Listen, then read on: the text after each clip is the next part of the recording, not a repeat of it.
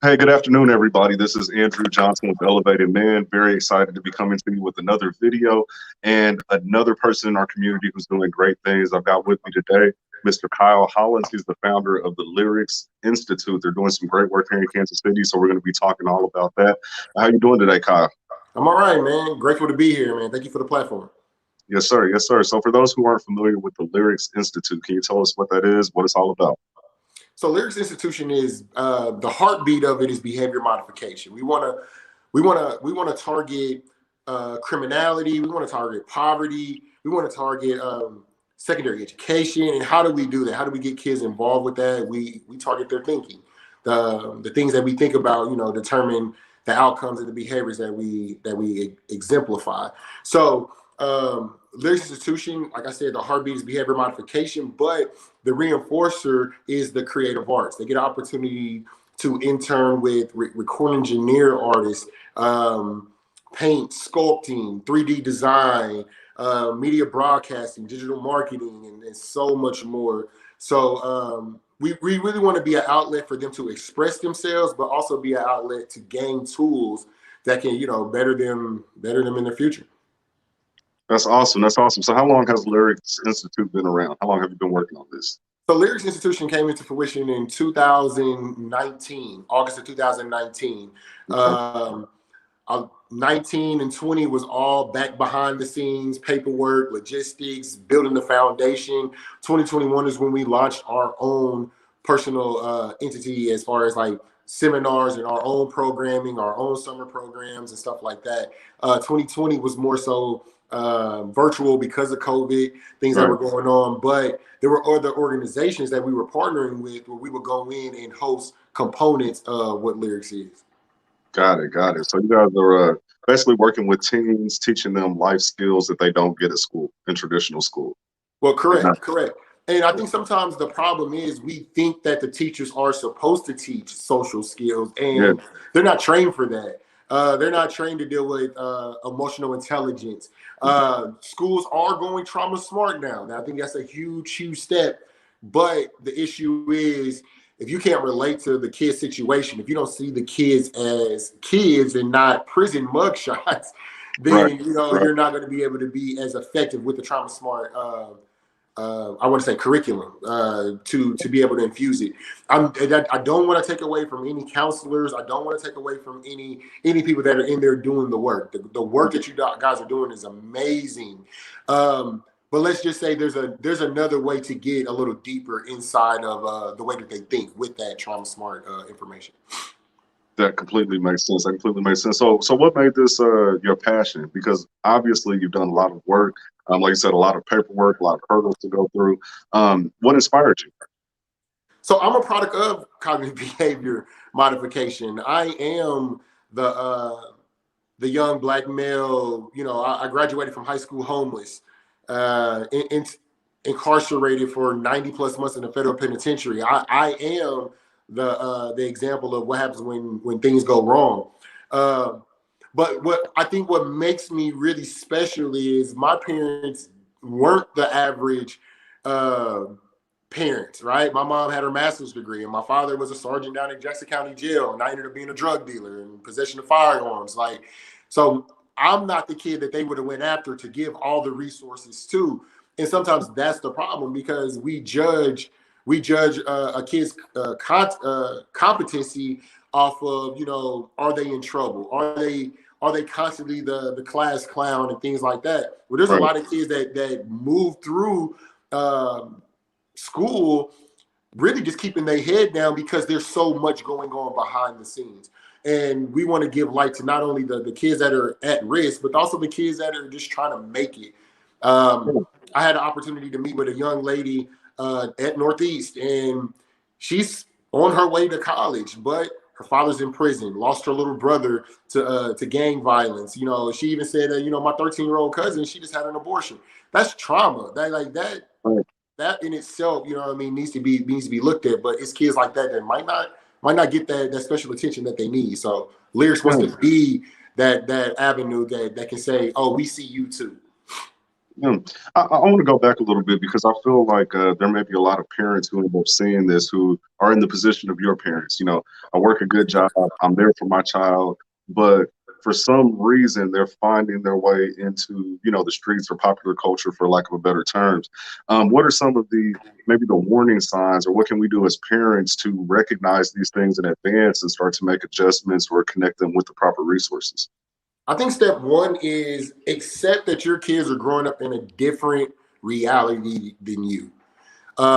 This is the information age. Everything is at their fingertips. The question why is real now. When we were growing up, it was just do, right? Yeah, Mama yeah, said do it. You'll right, understand it 5 years from now. mm, You'll love me. I tell my daughter this all the time. You'll love me when you're 30, right? It yeah, might not make right, sense right, now, but yeah, she's inquisitive. Like she wants to know why.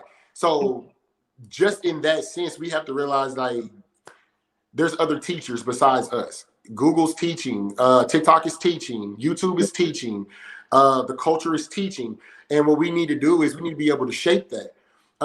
You're going to run into, as teenagers, the rebellion stage, because that's right, just the way the brain works, right? All the way up until that adolescence age, you've been inputting all this information into them, and now they're testing it out. They want to know if it really works. So it's really you against the culture, and sometimes the culture wins. that's cool. That's But cool. the culture itself is going to be what determines their mastery in whatever craft that they decide, because that's what they're going to bring to their craft. So it's a little bit of allowing them to be their authentic selves, but kind of molding that authentic thing. Also realizing that survival is real. I think as parents we have to realize we're still in poverty. A lot of us Yeah, don't think because we got a couple of jobs paying maybe 30 or 40,000 that we're out of poverty. We're not out of mm, poverty. that's right. Kids still want certain things. They're looking at other demographics get those certain things, and they're going to Mm, do what it takes to get those certain things. And sometimes that might look like selling some weed. Sometimes yeah, they may look yeah, like I don't know. Like it's just the culture's different. We also have to realize that our kids are the fifth generation from the crack epidemic, right? There's yeah, consequences of that. So it's just so many factors that you, as parents, I just hope that we don't start beating up ourselves and maybe I shoulda, coulda, woulda, things like that. But when you start seeing those triggers and those kids in that rebellion and things like that, that is the key time to say, you know what, I'm not enough. It's not that the kids don't value you as parents. You're just not you're not the leading source of information at that time. And you need to put them in front of somebody that they can look up to, that can say the things that you need to say to them, that they can believe in. Because the conflict is what you tell them doesn't match up to what society is saying is the fact. absolutely, Love, absolutely. care, show respect. When they go out to the basketball court and do that, they probably gonna get beat up, you know. Right, So right, it's right. like, how do I navigate that lane? So just kind of give up that control and say, you know what, I can't do everything, but let me connect you to some resources that can, carry that other place, and let us reinforce what you're teaching. We're not here to work against you. We're really teaching the exact same thing that you're teaching. We're just doing it in a way that's a little broader and has clinically been proven to work. So Yeah, it's really bringing the village back. And one thing that you said that I completely agree with is I can tell my child, you know, one thing. I can say, hey, this is the way to make it. But as a young child, we're always looking for ways to become the adult that we want to be, to have the things that we want to have as an adult. And so if you don't have what I want, I'm going to look outside of you and past you to find that. And in our culture, we know that that alludes to drugs, you know, the rap game, et cetera, et cetera.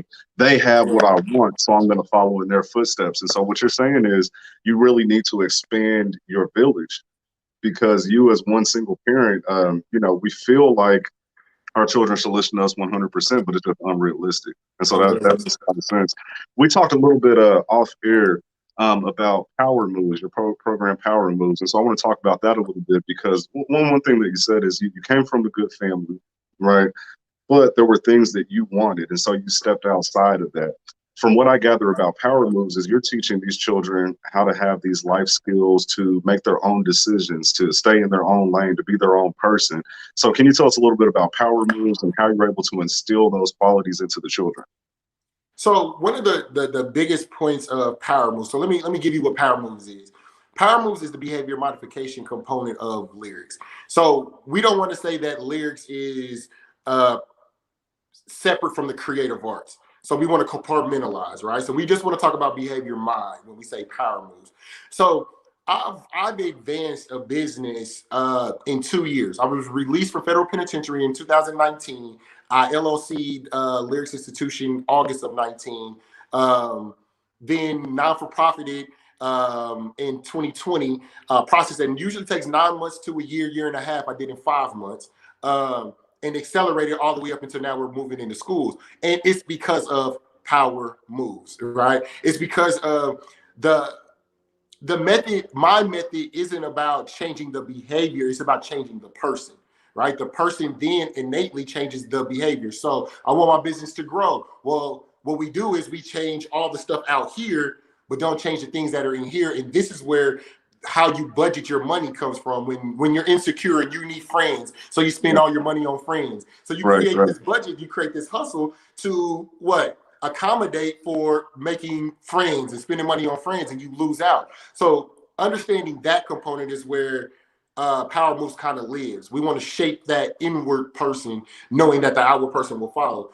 Well, one of the strategic things that Lyrics does is we believe in holding the hand of our scholars, right? We're going to walk them all the way through, because what we've learned is we're assuming that our scholars know A, B, and C. So we teach D, E, F, right? But they don't know A, B, and C. Let's just be realistic. How do you expect a 15 or a 13-year-old to know how to deal with their best friend being killed? Like, how do we do that? How do we expect a kid to understand what it's like for their father to be in prison, or their mother to be in prison, or growing up with grandma, or eating molded bread and stuff like that? Well, see, we think because we grew up in it, it's like, it's just the way it is. Right. That's trauma. That's poverty. Absolutely. And we've come so used to surviving that we think it's living. And so what we want to do is we want to walk them through and show them this ain't that. Let me take you through it. So one of the components is our victims impact, and we brought in the KC Mothers in Charge, and we talked about KC Mothers in Charge, their children have passed away or been killed from gang violence or just violence in itself. So they have a one-on-one experience with violence and trauma. So what we do is we bring them in, let them talk to the young adults, but what we kind of shifted that, and we say, we're going to walk you through the whole crime scene. Yes. Little girl, you're going to be the mother. Little boy, you're going to be the father. Little girl, you're going to be the daughter. So we kill the daughter, right? And then the father gets hit and he's in a coma. So now the mother has to go through the crime scene, go through funeral arrangements. Like, they have to walk all the way through the whole thing to experience it, so they'll know, like, this is how you maneuver through it. Let me press you there. How impactful has that been? I can only imagine. So my profession, I'm a life insurance agent, and so that's something that I deal with every day. How do the children receive that exercise? How does it affect them? Man, it's the most impactful thing that hits me is when they raise their little hands and say that I've witnessed this, right? Like, oh, my cousin, or oh, my uncle, you know what I'm saying? And you're like, so who if you didn't come here, who was going to tell you how to deal with this? Like, who was going to coach you and show you how to make the best decision? And like, there's nobody there. Nobody's having that. And what's going to happen is, and so we took the young boy, right, that was in the coma, and we said, now you're gonna walk around with this on your chest, like you got your child killed, right? So now you're walking around with this anger, this frustration, and what's going to happen is somebody's going to come up to you on your rainy day and challenge you and make you mad, and you're going to retaliate and then repeat the cycle and repeat the cycle and repeat the cycle. So it's like they have to see that what's happening is real, and it's not a game, and there's consequences. There's real consequences. Penitentiary is real. All that stuff on the radio and all those YouTube videos, that's not real. That's a imitation. That's entertainment. And get to the nitty gritty. So that's what Power Moves does, and it just we teach through the culture. That's what makes us totally different from everybody else. Victims impact is not new. Concept is not new, but the way that we do it, the way that we walk them through every scenario, because I've lived it. Yeah. I literally Yeah. lived. I've seen the girls that the pretty girls that ride around with the dope boys and get killed. Like I know it, so I can get right to the facts of it, and that's what they need. Because I tell the Northeast kids, look at who's next to you, because it's not guaranteed when we show up next school year that person's gonna be there. So what do you feel is the disconnect when it comes to our culture? Say with the music. So I've had a couple different interviews that really went in this direction. I had Roy Scott from Healthy Hip Hop. He talked about his previous rap career, the things that he was talking about. His son's in the backseat listening, to his music, repeating it word for word, where he's talking about drugs and violence, etc.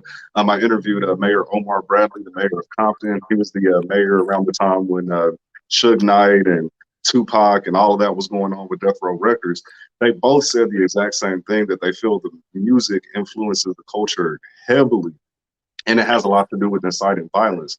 My question is, what do you feel is the disconnect between you hear in the music, I went to jail, my partner got shot, such and such died, I was at such and such funeral. So you hear the negativity in it. It isn't all bling bling and flash. There's negativity in the music that you hear.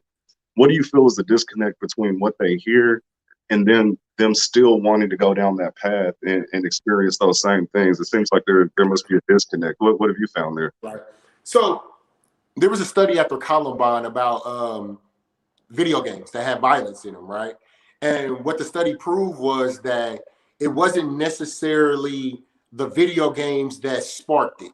It's not saying that it didn't play a part, but it's not. It's the reality in which the kid sees the video game.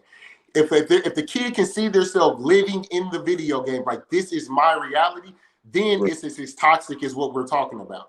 But if the kid just looks at it like, oh, that's some fantasy stuff, that's not real, then it's not toxic at all. It's just fanciful, right? Well, the issue is it's hard to gauge that in the inner city. Just because they're in the inner city or they sag or they smoke weed doesn't mean that they see themselves as going to be gangsters, right? And that's kind of the issue. So now let's take away the kids that don't want to be gangsters. Let's talk about the kids that see that as something that they can actually be. Right. Yes, it does. So let me take me. I didn't have a teacher that told me how to sell dope. Rich the Factor taught me how to sell dope. What did I listen to when I was selling dope? Rich the Factor. You know what I mean? Yeah. Who was I listening to when it came to going to go put in some work? My Fat Tones, my Messy Mars, my thug, my gang life culture.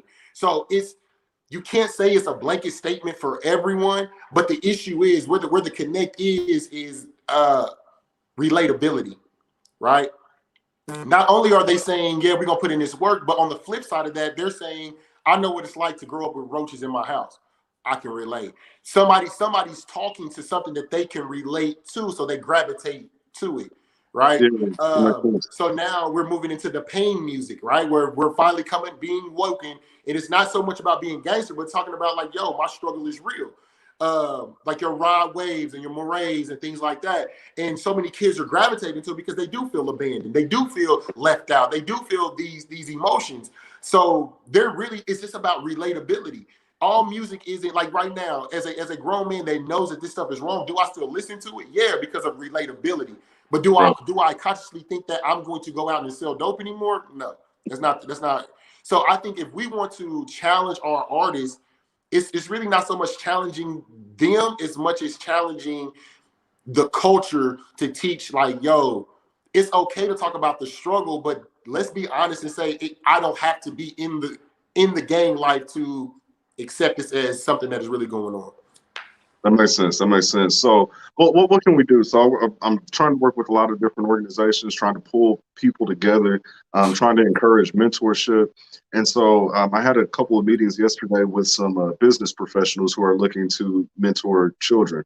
And I understand the relatability because you've actually been through the street life, what they're actually looking at and glorifying. So you can tell them firsthand, hey, I went to jail. This is what it was like. You don't want to follow that path. How would you instruct, say, a business person who hasn't gone down that path? How can we better connect with those same children so that they don't overlook us the same way they overlook their parents? Twofold. One, just get involved. They're waiting on you. Just get involved, right? Just get past the bias, get past all the for real, all the justification. Anything that's stopping you is inside of you. The kids are there. Absolutely. It's more kids than there's more need than people. So that's just one thing. But two, now here's strategic. Now this is, I believe this. You really want to get a program like Lyrics, right? That teaches the value of the mentor. You want programs that are doing the behind the scenes work with the young adult, that when we hand them off to you, they understand that they're here specifically for gaining information, right? And that's totally different because everybody needs somebody to show them the hole in the road. It's kind of innately in us. We know that, but we have to get into that place to where, because this is one thing that's not taught when it comes to business owners. They're not taught the vulnerability and the trust aspect of a mentorship. Like once you gain the vulnerability and the trust, you got them for life. That you are now a heartstring to them because it's a place of release. But that's not often taught. So what we do is we teach it, right? And we teach them how to protect themselves and not give up complete vulnerability or complete trust, but be able to open up enough to receive information. So I really challenge a lot of mentorships to partner in with organizations like Lyrics. And there's other non-for-profits that are out there. There's some amazing non-for-profits out here, not even just non-for-profits, but organizations that are out here that teach that component. But I really just suggest partner in and then let us outsource it to you. So you're not just dealing with, because what ends up happening is the first 3 weeks, first for a month, like you got to build a relationship. They don't even want to talk to you. Their ears are closed. So just say, a businessman comes in and he's, got his suit on and, hey, you can be an attorney when you grow up and, all of these different things. What you're saying is, and correct me if I'm wrong, it's better for them to get that direction from someone who is closer to the lifestyle that they are in now, or that they glorify, to say, hey, man, I know what you're looking at here, but I'm telling you, you probably want to listen to him over there. And they receive that a little better. That makes perfect sense. Now, one thing that you brought up was the trust factor. The trust factor. That's huge because a lot of our children are growing up in broken homes. And so that in and of itself, you start off your life in a distrusting nature because the person that I trust the most, my father, one of the people who's responsible for bringing me into this world, abandoned me. So now I have trust issues, period. And so how do you break that barrier? How do you gain their trust? Consistency and relatability. So let me talk about that suit, right? Yep. Think about it like this. You have a kid that was 7, 8 years old, and the people that came in and took their fathers wore a suit, right? Unconsciously, there's a bias already with people that wear suits. When I look at TV, those are people scamming me. Those are you just don't know like what's going on in the mindset of these kids. So if you put a suit in front of them, it could be the very thing that turns them off. But I'm not saying that's everybody's situation, but I'm saying trauma's like that. I could slam a door and a kid would be triggered. You know what I'm saying? Like, oh, my mom got beat up last time the door was slammed. You just don't know what they're facing. So what's ended up happening is, like I said, the best way, I'm telling you, when it comes to vulnerability is consistency and allowing, like we have this concept, like we want to solve a problem so bad. And that's the problem when different demographics come into the city, because they're coming to solve a problem and not knowing that for real, we're already equipped. Listen, I had a conversation looking at you as a problem. Yeah, like you think we ain't the Indians, you know what I'm saying? Like we are not those. We don't need you to come in and give us a whole nother life. We need to get out of our thought process. You know what I'm saying? And switch, because for real, our culture is the most influential culture on the face of the freaking planet. So it's not, we're geniuses. It's just that the society doesn't look at our genius as genius. So let me give you an example. I'm having a conversation with a college, and they're talking about education in where predominantly higher testing scores are in different school districts. And they like KCPS, they're kind of behind. I was like, so what are we judging the basis of education on? Right. Because if we're talking about scholastically, I 100% agree. But how many of your 15-year-olds know how to put food on the table for 5 people? Mm-hmm. That's huge. How many 15 and 13-year-olds know how to duck gang violence and move to their neighborhood without being killed? How many of them know how to package and market their product? Like younger kids are now selling tennis shoes online now. Like who knows how to do that? Who knows how to survive when they're down to Roman noodles? That's genius. That's genius. Like I think we need to recreate education.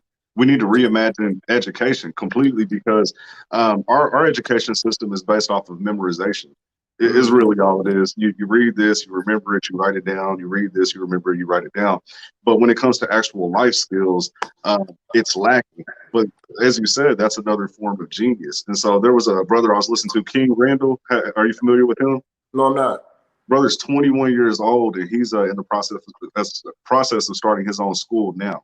And in his school, not only will they have the formal education, but they're also learning how to garden. They're learning how to hunt. They're learning how to work on cars. They're learning, electrical work and things like that, HVAC. And so when they leave school, they're already equipped to provide for themselves and provide for a family versus getting out and then you have to get this mountain of college debt, jump another hurdle that isn't guaranteed. And so I think there's also this hopelessness that certain children feel that, okay, I made good grades in high school.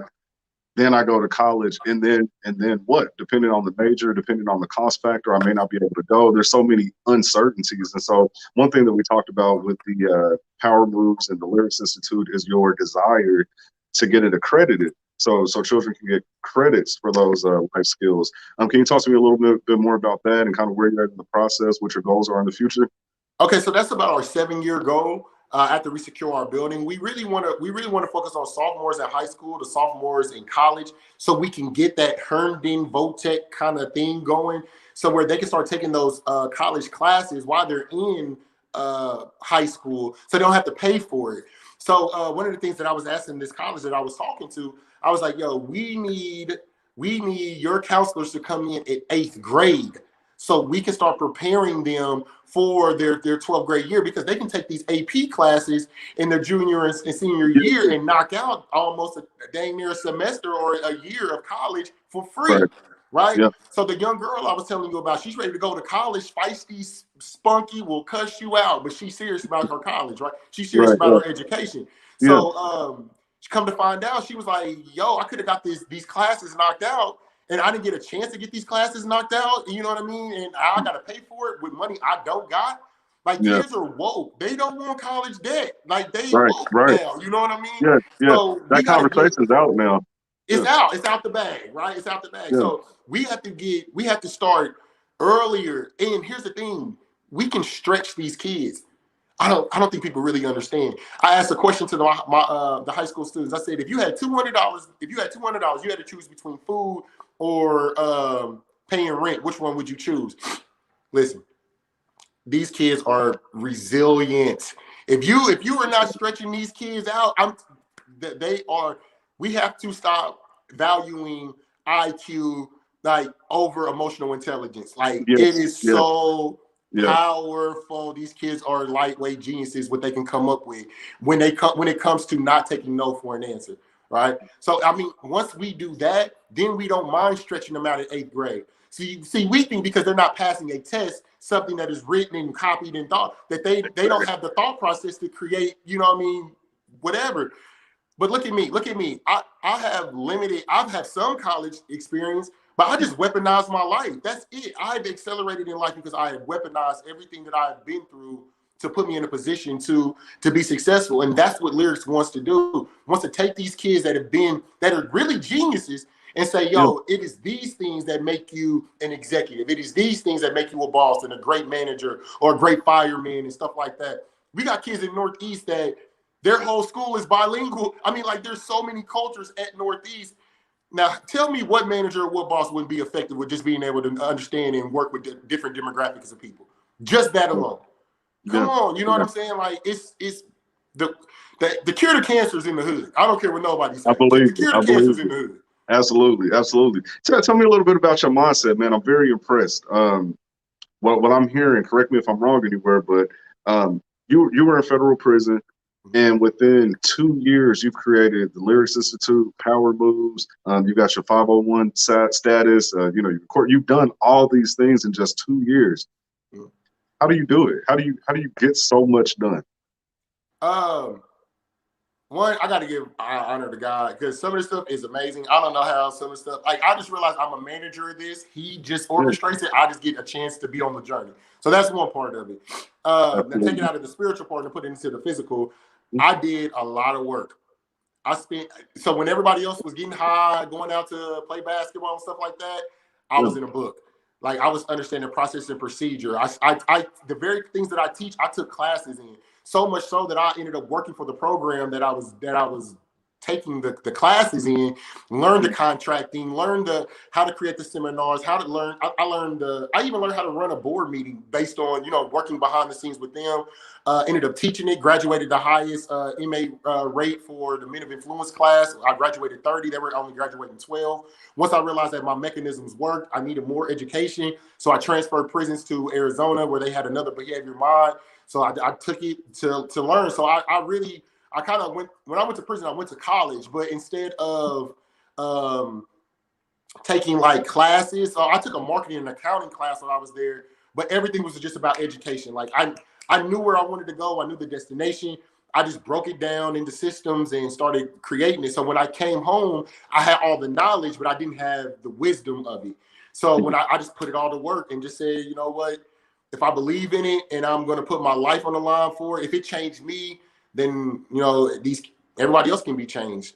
So really with the heartbeat, let me just give you a real quick synopsis of how Lyriks came about and the name Lyriks. So the Lyriks is named after my daughter. I called home one day and I'm talking to my daughter and she was crying the whole day. It was her birthday. She was in buddy rooms and stuff like that. And what I realized was I introduced my daughter into the same cycle that I've been spending the last 2 years trying to break. Like I'm handing it to her. So then I'm like, you know what? I'm gonna figure out how to, break this cycle for my daughter. So while I'm going through all this learning, I look around and I realize like I'm in a prison with 1,100 inmates that are all Lyriks. So why am I just doing this for my child when this same process and procedure works statistically for everyone? So that's when it was like, you know what? Like this is my career. This is where I'm going. So yeah, it took 2 years to build it from the ground, from release. But I started the project in 2013. So what was it like in prison? So, everyone has an opportunity to educate themselves while they're there. A lot don't take advantage of it. We know that the recidivism rate is high. A lot of inmates end up back in prison. How were you able to separate yourself, during that time? Okay, so think about prison. Prison is a university. You're going to learn something. It's just up to you what you're going to learn. Yeah, period. It's just you gotta pick a side. When I say, see, the state will beat up your body, but the feds will beat up your mind. There's a lot of thinkers in it. Like when I say thinkers, there is like geniuses. Like some of these things these people create and schemes that they come up with are genius. It's wrong is all get out, but still the process is genius. So there's so much information to retain. I learned how to get the 501 and how to maintain it and use it in a corporation status from a guy that was locked up.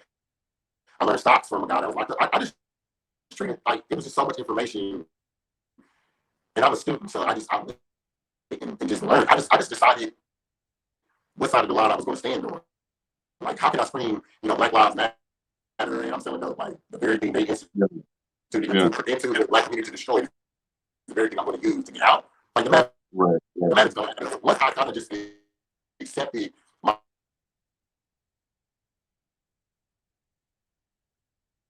I think he lost his connection here. But people, Kyle Hollins, the Lyrics Institute, he's got some great things going on. I'm going to leave his information in the chat. They're always looking for volunteers. They're looking for additional mentors. And of course, they're always looking for financial support. And so I encourage anyone who's tuned into this broadcast, who believes in the mission, who wants to be a part of helping, because we all have our job in this. We all have our job in this. There's going to be people who start organizations. There's going to be people who volunteer. There's going to be people who are just a financial resource. But I encourage each and every one of you to find your place in the improvement of our community. And so I'm going to leave his information there. In addition to that, I want you guys to stay tuned in to Elevating Men. We've got some really big things coming up here in the next couple of weeks. We're going to be starting season 2 of the men's panel. We've got a lot of great content lined up. It's going to have a different look and feel. We've got a location that we're working with. And if you guys have been watching my page, I'm currently in the midst of promoting Men and Boys Day, which is going to be August 7th at Harris Park, right here in Kansas City, Missouri, at 42nd and 40th and Wayne. And it's going to be a great event.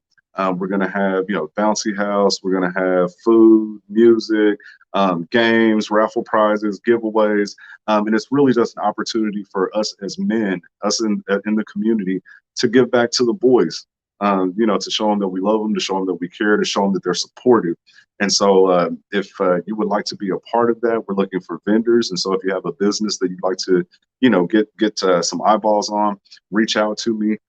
If you are looking to just donate, if you want to be a volunteer at the event, we're looking for help. And so definitely keep that in mind. But as always, I appreciate each and every last one of you. Thanks for tuning in. Have a great day.